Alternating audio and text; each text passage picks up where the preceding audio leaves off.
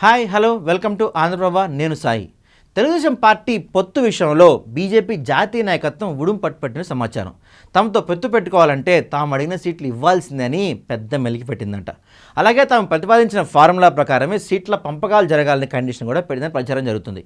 ఎందుకు ఆ కండిషన్ ఏంటంటే 4:2:1 నిష్పత్తిలో సీట్ల పంపకాలు జరగాలని చెప్పిందంట.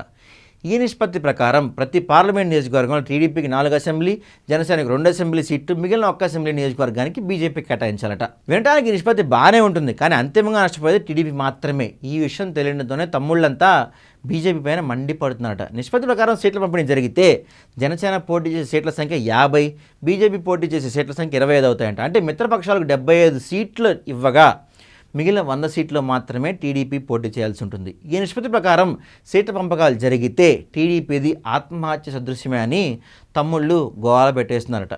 ఈ విషయంపై ఎలా సంప్రదించాలో చంద్రబాబు కూడా అర్థం కావట్లేదట. అసలు బీజేపీతో పొత్తు పెట్టుకోవటమే చాలామంది తమ్ముళ్ళకి ఏమాత్రం ఇష్టం లేదు. అలాంటిది కొత్తగా ఈ నిష్పత్తి గోల ఏమిటంటూ తమ్ముళ్ళలో అసహనం పెరిగిపోతుందంట. వాస్తవానికి బీజేపీకి ఉన్న ఓట్ షేరు 1 కంటే తక్కువే.